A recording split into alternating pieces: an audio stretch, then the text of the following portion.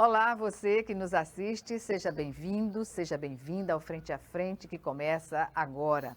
A nossa entrevista hoje é com Querino Neto, ele que é diretor da Liga Brasileira do Esperanto e nos fala sobre essa língua universal que a cada dia ganha novos adeptos no Brasil, especialmente aqui no estado de Alagoas, após a aprovação da lei que cria o Dia Estadual do Esperanto, de autoria do deputado Ronaldo Medeiros. Eu agradeço inicialmente ao Querino por estar aqui novamente no programa. Querino, o que é determinante, o que foi determinante para esses 120 países, não é isso, terem adotado a língua do Esperanto? E obrigada Bom, antecipadamente por estar aqui mais uma vez. eu que agradeço, Gorete, pelo convite mais uma vez. É muito bom retornar à TV Assembleia para falar sobre uma causa tão nobre que une os nossos povos, né? Que une as pessoas para que elas comunguem, partilhem de um ideal fraterno de solidariedade. O Esperanto ele nasceu em 1887. Então, naquela época, nós não tínhamos a tecnologia da qual nós dispomos hoje, né? E as pessoas aprendiam o Esperanto por correspondência, aprendiam o Esperanto. Os primeiros esperantistas nasceram ali na Polônia, porque o criador do Esperanto, Ludwig Leser Zamenhof, ele era um judeu que vivia numa cidade chamada Białystok, em que se falavam 4 línguas diferentes. Era ainda dominada pelo Império Czarista e aqueles povos não se compreendiam. Obviamente, havia muito conflito étnico. Então, os primeiros esperantistas, eles aderiram porque eles tinham essa necessidade de se comunicar com o outro de uma forma igualitária, de uma forma justa. Eu diria que a primeira geração de esperantistas foi fruto dessa necessidade, desse impulso criador do movimento esperantista, que se refletia na diferença cultural, na diferença linguística entre os povos. Hoje em dia, com o avançar do movimento esperantista no Brasil e no mundo, eu diria que mais de 120 países hoje aderem ao Esperanto, existem movimentos fortes ao redor do mundo, em tantos países hoje, em razão do fato de que nós temos ainda um movimento crescente de disseminação do movimento, mas principalmente porque os órgãos oficiais, as entidades oficiais, a Unesco, a ONU, começaram a olhar para o Esperanto com bons olhos. Nós tivemos em 1954, na Conferência Geral da Unesco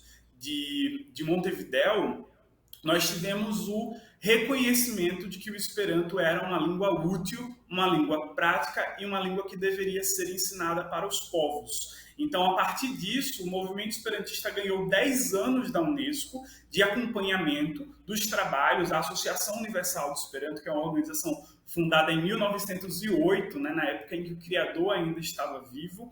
Desde então, desde essa conferência, o movimento esperantista ganhou 10 anos de acompanhamento das tarefas da Unesco, dos responsáveis da Unesco, para que esse acompanhamento de perto servisse para embasar uma conferência posterior que aconteceu na Bulgária, em 1985, que oficializou esse reconhecimento do Esperanto como uma língua que os países deveriam adotar. Então, eu diria que hoje, mais de 120 países aderem ao Esperanto, falam o Esperanto, tem um movimento e uma base forte, porque nós temos esse reconhecimento oficial, seja dos países mesmo, os governos, as embaixadas acabam falando sobre o Esperanto invariavelmente, os teóricos, a qualidade dentro do campo da linguística, nasceu, enfim, no século XX, um campo na linguística chamado interlinguística, que se fundamenta na necessidade de explicar essas línguas internacionais. Então, o século XX foi determinante para o nosso movimento, porque tanta qualidade teórica foi sendo aprofundada, foi recebendo contribuições a respeito do que é o Esperanto, quais são os seus valores linguísticos, as suas utilidades de aprendizado, quanto o movimento esperantista recebeu aí dos órgãos e das entidades oficiais um olhar mais fraterno e um olhar de reconhecimento. O Esperanto ele não é a única língua internacional criada. Existem diversas outras línguas que foram planejadas por outras pessoas. antes e depois de 1887, que é o nosso lançamento oficial. Mas o Esperanto foi a única língua internacional ou a única língua planejada que teve tantos adeptos assim. Então, agora no século XXI, a gente dá entrada também a uma era de expansão dentro do movimento. Quando eu aprendi Esperanto em 2012, nós não tínhamos ainda tantos recursos quanto temos hoje. Basta dizer, mencionar aqui a título de exemplo, que o Duolingo, que é a maior plataforma de aprendizado de idiomas por meio de aplicativo na internet, ele passou também a ensinar Esperanto. Inclusive, fui um dos contribuidores do curso de português Esperanto do Duolingo. Trabalhei na montagem, na construção do curso. Nós não tínhamos o Google Tradutor em Esperanto, que é hoje, quando as pessoas não falam a língua e se deparam com um texto, elas imediatamente correm para o Google Tradutor, não é verdade? O Esperanto, em 2012, não estava presente ali ainda e hoje ele já está. O Facebook, que é uma das maiores redes sociais do mundo, hoje, talvez não tanto quanto o WhatsApp e o Instagram, mas o Facebook naquela época bombou, né?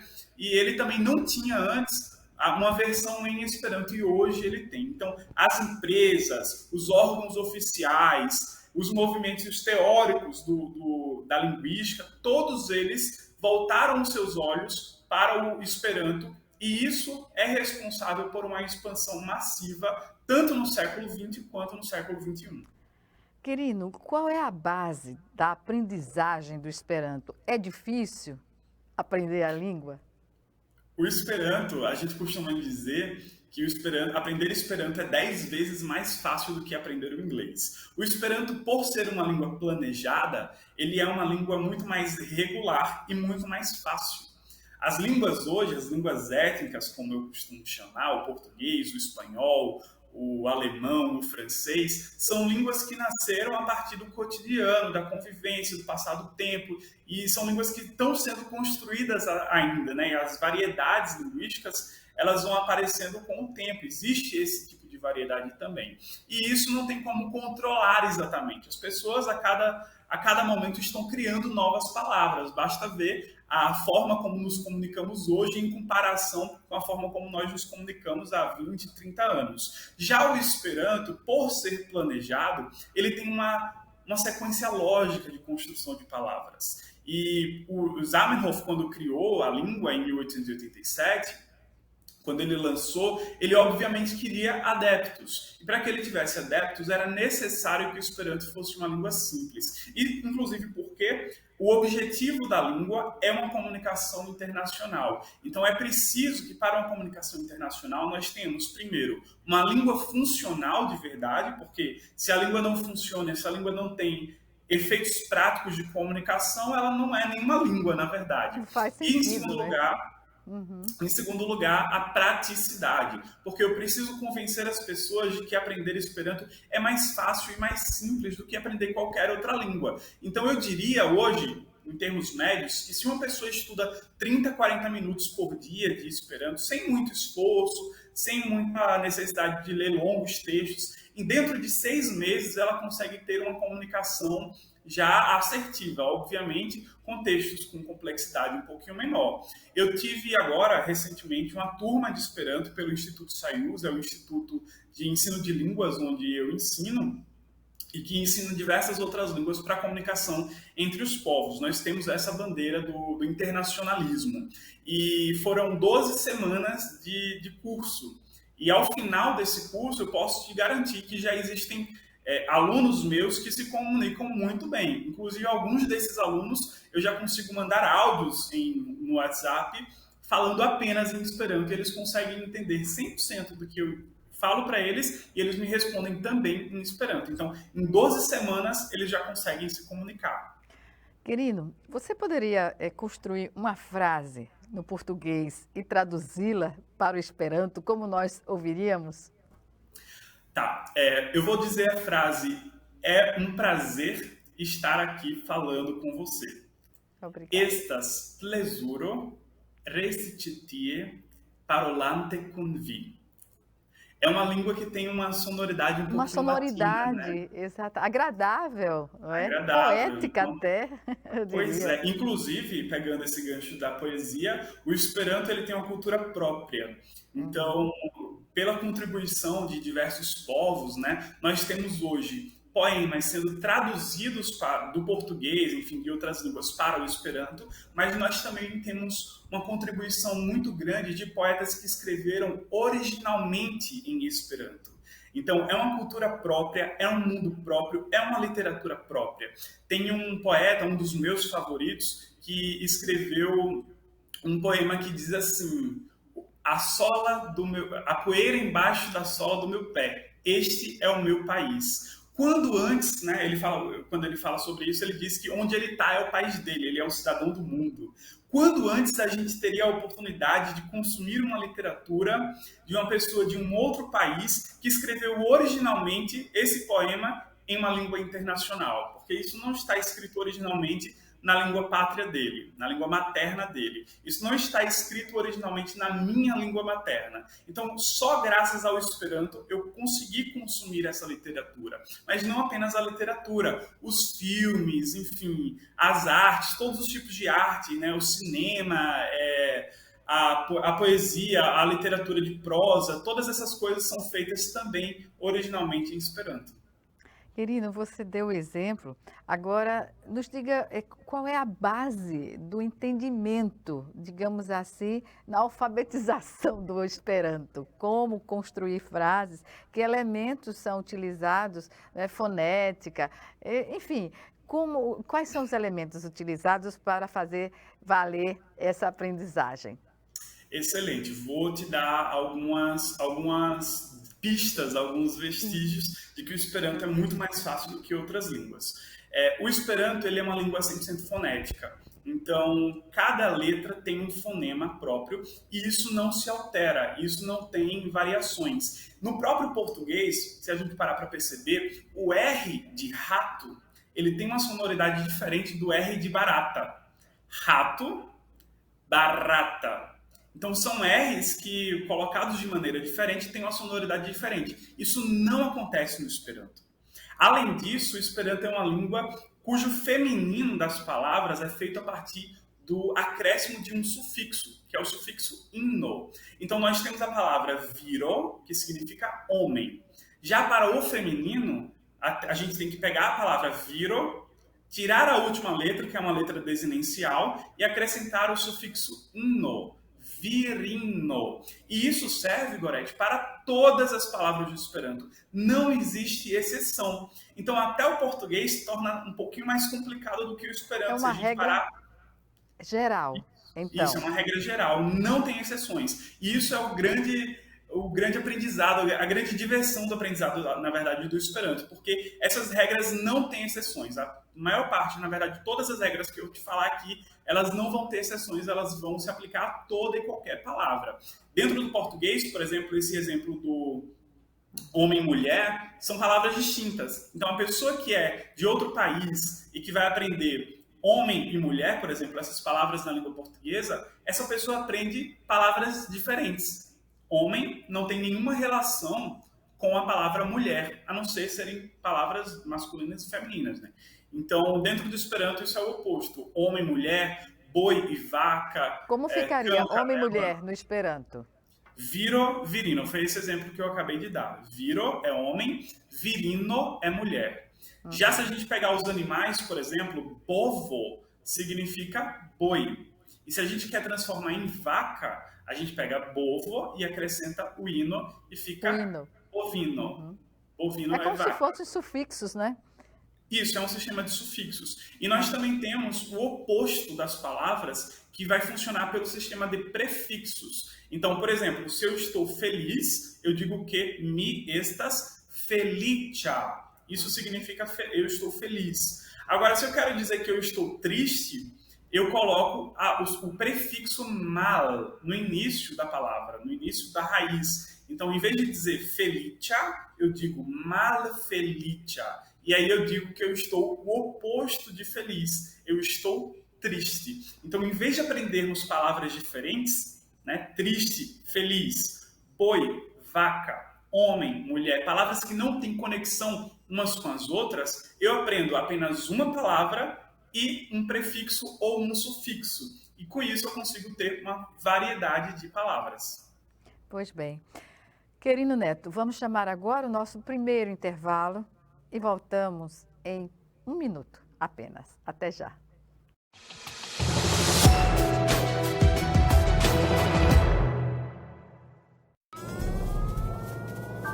Há mais de 40 anos, um grupo de médicos criou uma organização de emergência médico-humanitária capaz de oferecer ajuda às pessoas em meio a desastres naturais, epidemias ou guerras, atendendo os mais necessitados sem se importar com raça, religião ou ideologia. Hoje, Médicos Sem Fronteiras envia equipes totalmente preparadas para responder a emergências por todo o mundo. Nossos profissionais são financiados por pessoas como você e eu. Conheça-nos, participe, apoie, porque juntos chegamos mais longe.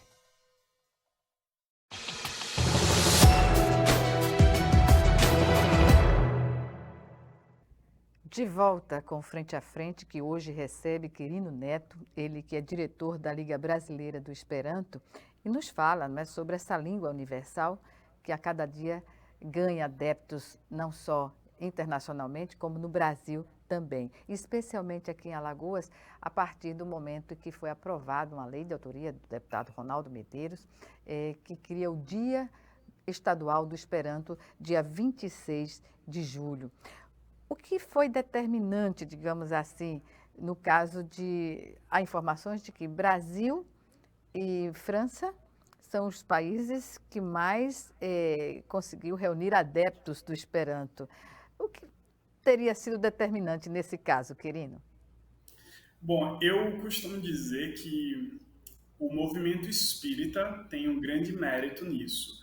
Na verdade, eu atribuo o sucesso do Esperanto no Brasil e na França, relativamente também, ao fato de que o movimento espírita, a doutrina espírita, apoia o Esperanto de forma muito fervorosa. No Brasil, especificamente, desde a década de 30, nós temos tido assim, esse sucesso de ensino de Esperanto nos centros espíritas.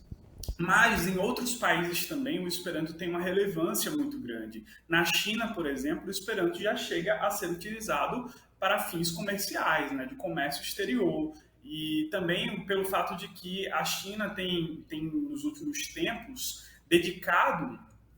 dado esforços muito grandes em favor de um internacionalismo e de um contato internacional entre as pessoas também muito forte. Então, eu diria que Brasil, França e China, cada um por seus motivos particulares, tem essa força. Mas no Brasil e na França especificamente, eu atribuiria esse sucesso ao movimento esperantista, ao movimento espírita, a doutrina espírita. Isso não significa dizer que o Esperanto é uma língua espírita. Isso é uma coisa que eu preciso esclarecer. Apesar desse esforço, existem diversas outras entidades religiosas, diversos outros movimentos religiosos que apoiam o Esperanto também e que estimulam o aprendizado e a prática cotidiana do Esperanto. Existe uma religião asiática chamada Oomoto, que nasceu no Japão e que diz um Deus, um povo e uma língua. Então, é o grande mote dessa religião, e essa religião estimula que os seus adeptos também aprendam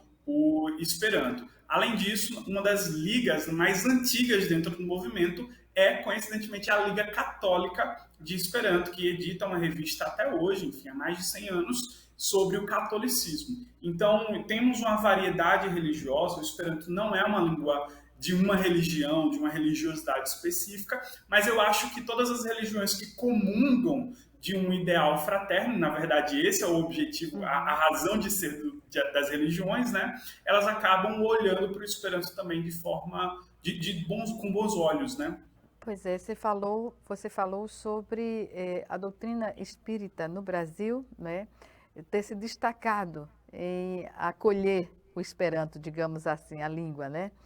E Chico Xavier, inclusive, já escreveu sobre o Esperanto, né?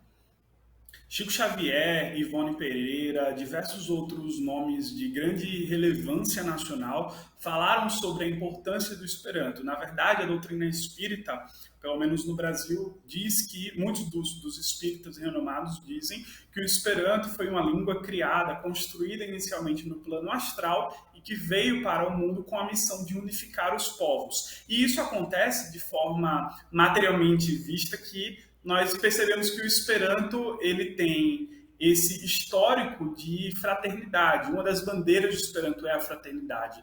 Então, eu acho que isso Como é bandeira dos também do mesmos... espiritismo, né? Uma bandeira do Espiritismo. Então, acho que eles comungam desses ideais e, por esse motivo, Chico Xavier, por meio do Espírito Emmanuel, acabou falando sobre a importância, a relevância do Esperanto para que nós pudéssemos olhar para o outro de forma fraterna, já que o Esperanto é a língua que contraria os interesses de imperialismo, contraria o imperialismo na sua face linguística, né, obviamente, contraria esses interesses de hegemonia de uma língua nacional, de uma língua étnica, como língua internacional. Então, o Esperanto é a língua neutra, justa e acessível para todos os povos. E eu acho que isso despertou o interesse da comunidade espírita. Bem, como há um crescimento considerável, né, de adesão à língua do Esperanto aqui no Brasil, como você situaria a língua aqui no estado de Alagoas a partir do momento em que se cria um dia estadual do Esperanto? O que isso representa na prática para consolidar esse acolhimento, essa curiosidade também das pessoas de conhecerem essa língua universal? Bom, isso é uma pergunta interessantíssima. Nós temos uma associação alagoana de Esperanto que foi fundada em 1971 e que já passou por muitos altos e baixos. E nesse momento, a gente está em retomada da diretoria, retomada do nosso histórico de contribuição. Em Alagoas, especificamente na capital, aqui em Maceió, nós temos ruas que tem um nome em homenagem ao Esperanto. Nós temos no Vergel do Lago a Rua Esperantista Alagoano, que eu costumo brincar com os meus amigos, que é uma rua em homenagem a mim. E nós temos no Farol a Rua Dr. Zamenhof, que é o nome do criador do Esperanto. Então, nós temos um histórico de contribuição para o movimento esperantista. Em 2002, o Congresso Brasileiro de Esperanto foi sediado aqui em Maceió. E agora, em que nós estamos nessa retomada, temos aprovado um projeto de lei por iniciativa do deputado Ronaldo Medeiros, que escutou as nossas demandas, que recebeu o movimento esperantista e acolheu, entendeu sua luta, entendeu sua relevância em prol de um ideal tão justo. Ter essa lei aprovada pela Assembleia Legislativa e sancionada pelo governador implica para nós um estímulo a essa retomada. Basta mencionar aqui que o estado de Alagoas é um dos únicos estados no Brasil que recebe todos os anos o exame de proficiência internacional. Então, existe uma universidade na Hungria, em Budapeste, que realiza todos os anos um exame de certificação de fluência, uma avaliação de fluência dos falantes de Esperanto e emite um certificado oficial que pode ser utilizado para comprovar o seu nível de Esperanto. No Brasil, todos os anos nós temos esse exame sendo colocado em prática para os falantes e a comunidade esperantista nos estados de Paraná e Alagoas. Então, nós temos isso sendo feito incessantemente, mas a nossa associação ela sofreu com o passar do tempo o desgaste natural das associações, dessas entidades do terceiro setor, e agora, nessa retomada, temos essa lei sancionada pelo governo do estado, significa que nós temos agora um motivo a mais para que nós possamos recompor nossa diretoria, recompor e rejuvenescer o nosso movimento para que o Esperanto volte a ser ensinado aqui em Maceió e nos outros municípios do estado de Alagoas. Você falou em rejuvenescer. A gente pode entender que há um interesse maior também, no sentido literal da palavra, né, de os jovens aderirem ao Esperanto? Com certeza. Eu estou à frente, inclusive, da Juventude Esperantista do Brasil. Estive à frente como secretário-geral da Juventude Esperantista Internacional, cuja sede fica na Holanda. E a nossa preocupação, a minha particularmente também como jovem, é que outros jovens possam reconhecer no Esperanto os seus valores propedêuticos, os seus valores fraternos e de internacionalismo entre os povos. Então, existe esse interesse. Nós temos envidado também esforços para que isso seja possível e graças às ferramentas tecnológicas, isso tem dado resultados. Então, o Duolingo, que é a plataforma que eu mencionei lá no nosso primeiro bloco, ele hoje conta com mais de 100 mil estudantes de língua portuguesa, falantes de língua portuguesa, que estão aprendendo ou que aprenderam, concluíram o curso do Duolingo em Esperanto. Então, os jovens estão reconhecendo os valores do Esperanto, estão se interessando por uma língua que inicialmente desperta um interesse por ser exótica, As pessoas querem aprender uma língua diferente e ter os seus grupos e sua linguagem interna, enfim, acho que isso desperta inicialmente o interesse dos jovens, mas eles permanecem justamente porque nós temos uma comunidade internacional que oferece oportunidades para que ele possa viver coisas que nenhuma outra língua pode oferecer. Então, eu tive... Desculpa. Pois não, perdão, pode continuar. Eu tive particularmente experiências assim de viagens internacionais que eu nunca teria se não fosse graças ao Esperanto. Eu fui em 2017 para a República do Togo, na África. Eu conheci aqueles povos, na verdade eu estava ali numa mesa em que tinha alemães, franceses, togoleses, eu de brasileiro, pessoas de povos de nações tão diferentes, comungando e, enfim, comendo junta, são pessoas comendo juntas, fazendo suas refeições diárias conjuntamente, e nós tivemos algumas experiências turísticas, eu tive particularmente experiências turísticas que foram muitíssimo interessantes. Nós fomos para uma região do Togo que havia sido... O Togo é um país que sofreu com a colonização, assim como o Brasil também, mas... Como todos os países que são colonizados e foram colonizados, Exatamente. Mas o Togo, especificamente, ele tem uma colonização também portuguesa, e aquelas pessoas escravizadas que viveram ali, elas vieram diretamente para o Brasil, porque o Brasil era colônia de Portugal. Então, ali, eu tive a oportunidade de entrar numa senzala e conhecer um pouco sobre aquela história, e isso me fez refletir muito pelo fato de que eu não estava ouvindo sobre a história do Brasil. Eu estava ouvindo sobre a história de um país africano cujas pessoas escravizadas, cujas pessoas vítimas da colonização vieram para o Brasil. Então, era o outro lado do continente e, por consequência, o outro lado da história sobre o qual eu jamais teria parado para refletir se não fosse graças a essa experiência que o Esperanto me proporcionou. Pois bem, no momento em que se vive tanta violência em vários aspectos, expostas, assim, a violência é exposta nas redes sociais, sobretudo, falar do aprendizado, da aprendizagem de uma língua que tem na sua essência a questão da fraternidade é algo muito bem-vindo para o momento, não é? Isso é verdade, mas não apenas falarmos sobre fraternidade, mas também denunciarmos as violências, Isso é muito importante, porque nós estamos falando sobre união dos povos, mas existe um movimento homogêneo que opera e que atua em desfavor disso. Nós temos uma coisa que eu chamo de imperialismo em sua face linguística, que opera para que exista uma língua dominante, exista uma cultura dominante sobre as demais. A nossa história é uma história de colonização e é uma história de imperialismo. Hoje nós falamos português graças a uma imposição. No período colonial, era proibido que os indígenas, os povos originários do Brasil, pudessem se comunicar em suas próprias línguas. E isso também não é violência? Isso também não é uma forma de aculturação, de etnocídio? Isso não é uma forma de nós exterminarmos também outros povos? Porque matar a sua cultura é matar a sua história, é matar a sua identidade. Então, o Esperanto, quando se lança em 1887 e se mantém vivo até hoje, além de ser um ideal de fraternidade entre os povos, é uma voz de denúncia contra esse movimento que ainda existe hoje contra povos, especificamente africanos e indígenas. Ou seja, uma luta universal pela autodeterminação dos povos, não é? Sem sombra de dúvidas. Bem, querido, nós vamos chamar agora o nosso segundo e último intervalo. É 1 minuto só. Já já a gente está de volta.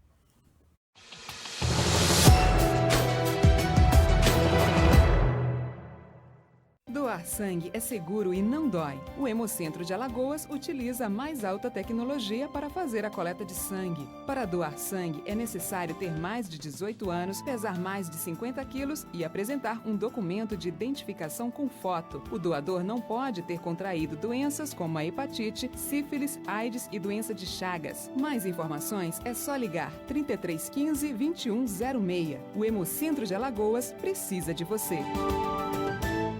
Calma, Chico, vai devagar. Você anda nervoso. Nervoso por quê, amigo? Baixaria. O que você fez ontem? O que tá acontecendo? Batendo na mulher de novo. Mas eu te tomei todas, perdi a cabeça, Não tem fiquei esse nervoso. negócio, não tem esse negócio tomei todas. Aqui todo mundo toma e ninguém bate em mulher, só você. Bebida não é desculpa. Onde tem violência, perde a mulher que apanha, os filhos e você. Homem que é homem, não bate.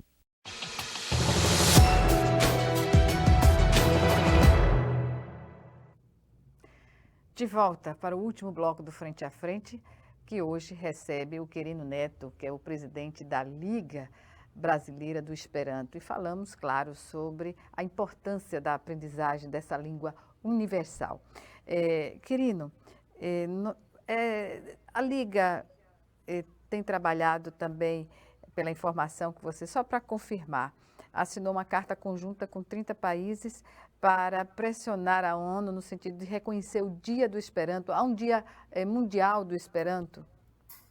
Isso, nós entendemos como Dia do Esperanto o dia 26 de julho, é o dia inclusive promulgado pela Lei 8.546, daqui do estado de Alagoas, porque é o dia em que se lançou o Launua Libro, que é o primeiro livro de Esperanto. Então, o Zamenhof, em 26 de julho de 1887, publicou esse livro e esse é o dia oficial do nascimento da língua. Nós temos ainda dado esforços em todo o país, em todo o mundo, para que os estados, cada um dentro de sua competência, os estados, os municípios e também a União possam reconhecer o Esperanto. Então, federativamente, nós temos também os nossos esforços lá na Câmara dos Deputados, no Senado Federal, para que nós possamos ter o Dia Nacional do Esperanto. Os estados têm reconhecido isso, então o estado do Rio de Janeiro, agora o estado de Alagoas, nós temos também a Câmara de Brasília que reconheceu também, e internacionalmente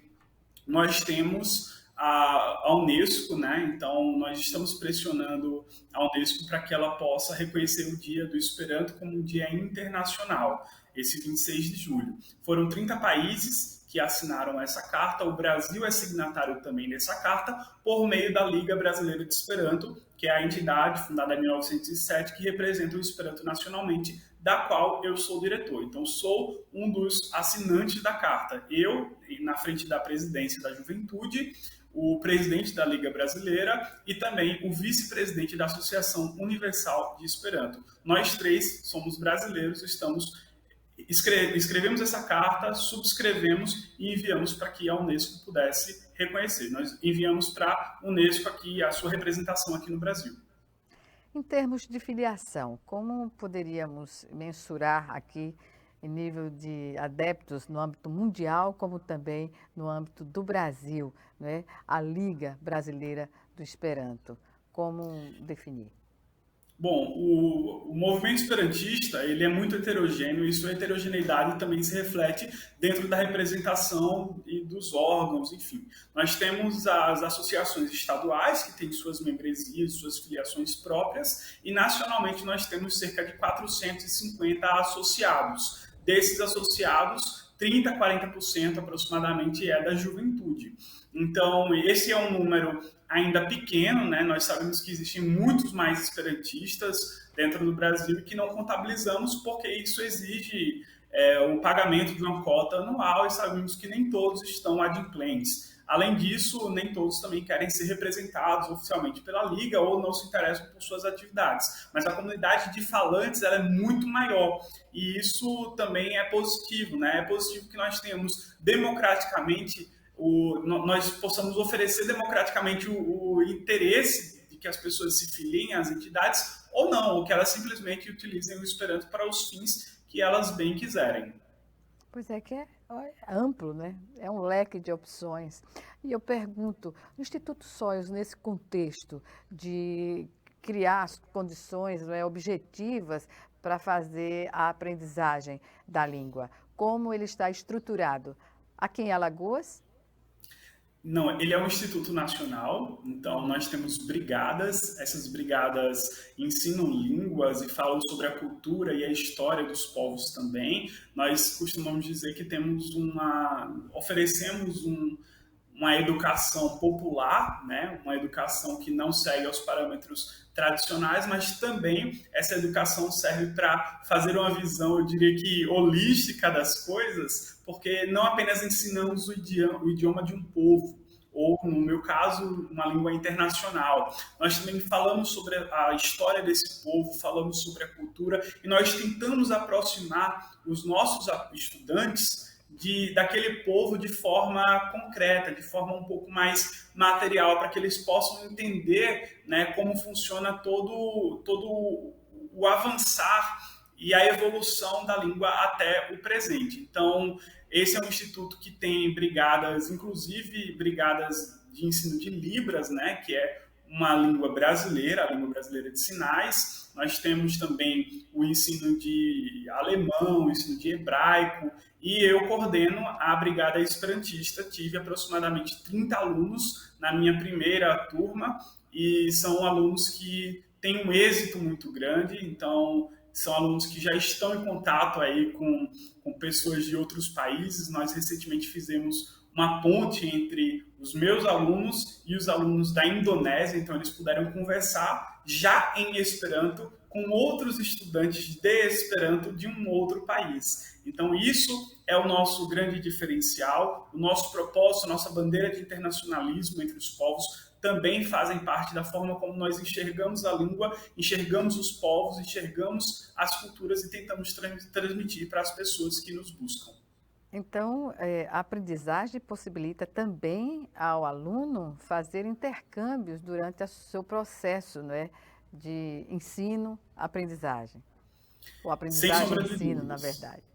Sem sombra de dúvidas. Nós entendemos que línguas só se aprendem falando, né? Para você aprender a falar, é preciso falar. Então, nós tentamos colocar os nossos estudantes em contato com outras pessoas, porque uma das grandes barreiras, Gorete, para o aprendizado de línguas, para qualquer pessoa que está aí na fase inicial de aprendizado, seja de inglês, de espanhol, de esperanto, uma das grandes barreiras para que essas pessoas possam se comunicar é a vergonha, é a timidez. Então, às vezes, a gente tem o medo de errar. Muitas vezes, quando eu estou me comunicando com brasileiros em outras línguas, seja no inglês, seja no espanhol, eu percebo que existe uma timidez porque eles têm medo do sotaque, eles têm medo de soarem brasileiros. Então, eu tento, na medida do possível, dizer que falar com sotaque é falar com a sua própria identidade. Isso não deve ser dilacerado dentro da sua fala. Isso é parte de quem você é, isso é parte de onde você veio. A funcionalidade da língua deve ser o nosso principal objetivo. Então, se você consegue se comunicar com outra pessoa, se ela consegue te entender muito bem, as outras coisas são minúcias que não convém ao estudante tentar diluir de sua pronúncia. Nós nunca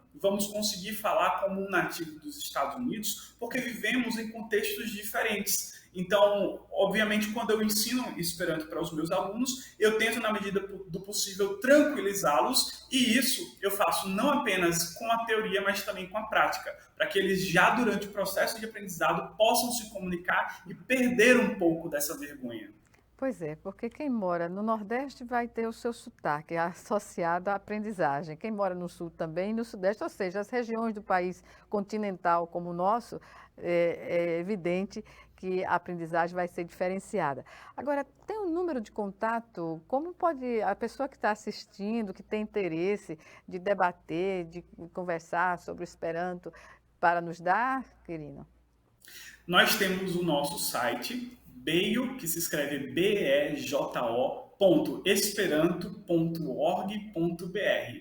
BEJO significa a Organização da Juventude Esperantista Brasileira, da qual eu estou na representação, e lá nós temos uma plataforma de contato e nós tentamos, na medida do possível, responder às pessoas em tempo super hábil. Então, as pessoas que querem aprender Esperanto, que querem ter projetos nas suas escolas, para que os seus alunos também tenham essa vivência, esse momento de contato cultural, de intercâmbio linguístico, podem nos procurar, nós vamos estar muito abertos, muito receptivos a toda e qualquer ideia de qualquer pessoa. Algum número de telefone também? Nós temos o número 98703-6738 com o DDD 82. Eu também estarei muito aberto a todas as ideias que surgirem aqui. Portanto, no estado de Alagoas. Já está aqui, não é, na base do vídeo, 82987036738, não é isso? Isso. É verdade que o Esperanto estimula, digamos assim, a estrutura cerebral das pessoas? É bom para o cérebro? Isso é verdade. Há algum fundamento científico nessa afirmação? Há um fundamento científico e um fundamento linguístico também. O Esperanto, ele é uma língua formada pela junção de radicais, pela junção de afixos, né, junto às radicais das palavras. Então, isso permite que nós possamos criar palavras novas que, mesmo que nunca tenham sido pronunciadas antes, essas palavras foram criadas seguindo uma regra específica, seguindo uma lógica específica, e elas vão ser entendidas pelo nosso receptor da mensagem. Então, isso permite que nós saiamos um pouquinho da caixinha, né? Em vez de falarmos expressões em português que custariam uma oração inteira, em Esperanto nós falamos apenas uma palavra só. Vou te dar um exemplo. Nós temos em Esperanto a palavra subarbi. Subarbi. Sub significa estar embaixo. É a posição de estar embaixo de alguma coisa. Arb é o radical da palavra árvore. E a letra I é uma desinência que significa que aquela palavra é um verbo que está no infinitivo. Então, significa, basicamente, estar embaixo de uma árvore. Subarbi. Uma coisa que no português nós custamos muitas palavras para falar, estar embaixo de uma árvore, são 5 palavras, nós em Esperanto usamos apenas uma. E isso estimula a criatividade, isso estimula a produção e os talentos literários das pessoas, mas também quando nós vamos aprender outras línguas, isso fica mais fácil também para as pessoas entenderem que outras línguas têm suas regras próprias, tem palavras que não têm tradução, e quando nós falamos em Esperanto primeiro e aprendemos o Esperanto primeiro, essa diferença da construção das frases, da construção das ideias, vai ficar mais fácil. É por isso que nós dizemos que o Esperanto tem um caráter propedêutico, porque o Esperanto é uma língua que inicia você para o aprendizado de várias outras. Basta eu te mencionar aqui, como exemplo, a mim próprio. Eu aprendi primeiro o Esperanto e depois aprendi outras línguas. Então, a primeira língua, além do português, que é a minha língua nativa, que eu aprendi, foi o Esperanto. E depois do Esperanto, eu me tornei fluente em espanhol, em inglês, em galego e em toquipona. Então, são outras línguas. E agora eu estou aprendendo italiano. Então, são outras línguas que despertaram meu interesse apenas porque, primeiro, eu tive interesse no Esperanto. Antes disso, eu não falava nenhuma dessas línguas com fluência. Pois bem. Essa condição, né, que é rara, sobretudo na juventude, hoje em dia, né, é muito, digamos assim, importante saber e colocar isso para estimular as pessoas a não temer o aprendizado de uma nova língua. Querido Neto, infelizmente o nosso tempo chegou ao fim. E aí eu reservo esse meio minuto final para suas considerações.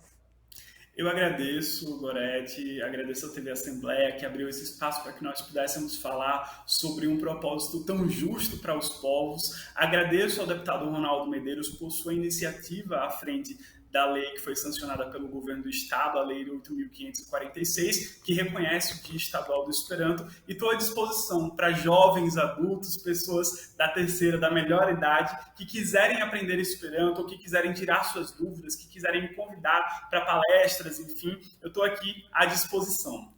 Obrigada mais uma vez e até uma próxima oportunidade. Tchau. Obrigada a você também que nos assistiu e até o nosso próximo encontro aqui, frente a frente, também com você.